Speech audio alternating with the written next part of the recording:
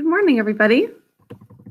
Well, we've got a chapter or two chapters of Princess and the Goblin for today. I'm going to break it up into two videos, but we've been hearing quite a bit about Irene, but today we start a chapter called A Short Chapter About Curdie. So it begins on page 91 of my book here. If you've got a copy like this, you can turn there now.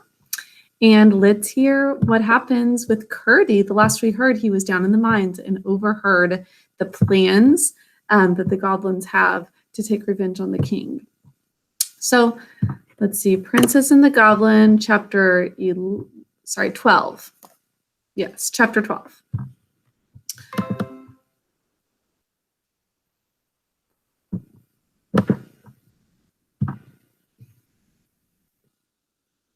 Now, Curdie spent many nights in the mine. His father and he had taken Mrs. Peterson into the secret, for they knew Mother could hold her tongue, and they're talking about the secret of the goblins, which was more than could be said of all the miners' wives.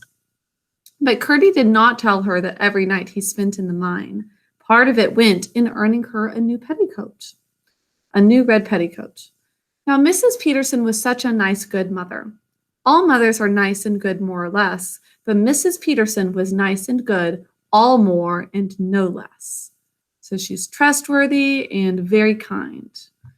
She made and kept a little heaven in that poor cottage on the high hillside for her husband and son to go home to, out of the low and rather dreary earth in which they worked. I doubt if the princess was very much happier in the arms of her huge great-grandmother than Peter and Curdie were in the arms of Mrs. Peterson. So she's just as good of a person as Irene's great-grandmother. True, her hands were hard and chapped and large, but it was with work for them, and therefore, in the sight of the angels, her hands were so much the more beautiful. And if Curdie worked hard to get her a red petticoat, she worked hard every day to get him comforts which he would have missed much more than she would a new petticoat, even in winter. Not that she and Curdie ever thought of how much they worked for each other. That would have spoiled everything.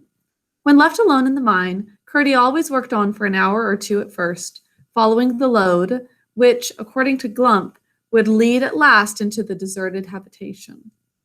They're following the part of the ore that leads them to the place that used to be a goblin home. After that, he would set out on a reconnoitering expedition. In order to manage this, let's see, reconnoitering. Reconnoitering.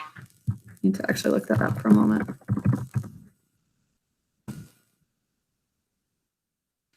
A military observation of a region.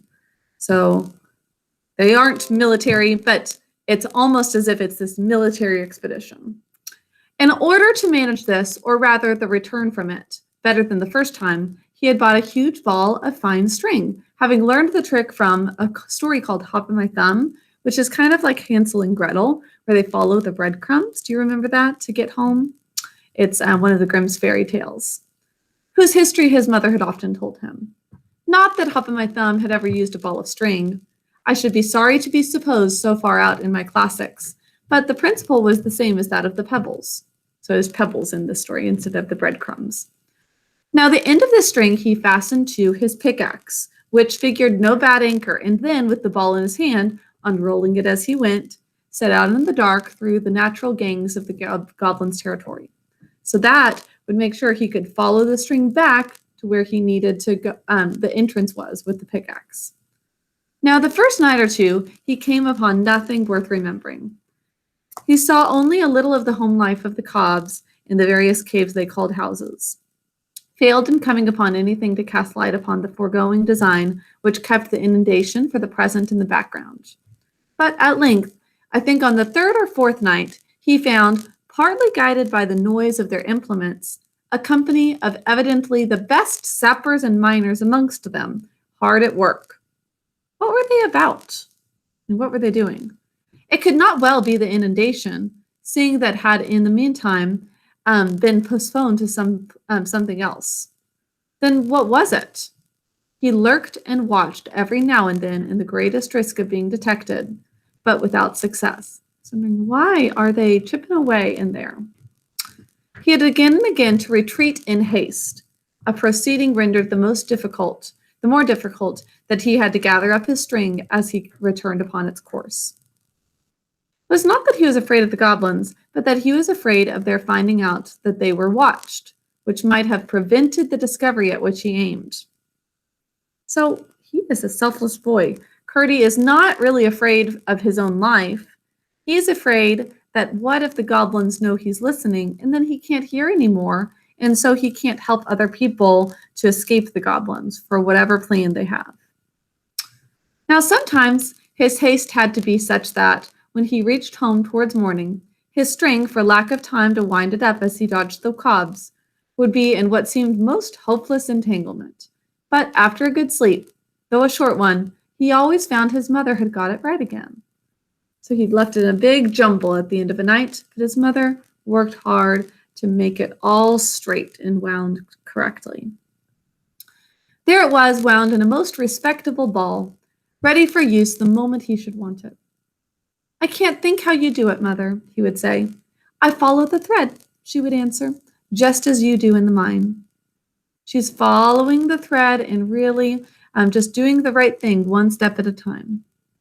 She never had more to say about it, but the less clever she was with her words, the more clever she was with her hands. And the less his mother said, the more Curdy believed she had to say. But still, he had made no discovery as to what the goblin miners were about. Okay, so that was a short little chapter about Curdy. His mother, how would you describe her? A very good mother. She's so kind, and she does everything she can to help Curdy and Mr. Peterson, the dad. She's also trustworthy. They can tell her secrets, and they know that they can trust her. So we know Curdy has this plan of following a thread through the cave so he can not get lost and find his way back. We'll see that come up again in a chapter soon. But we're going to go back to hearing about what's happening with Irene in the next chapter. Or let me double check. Yeah, mainly about Irene in this next chapter. I'll see you later. Bye.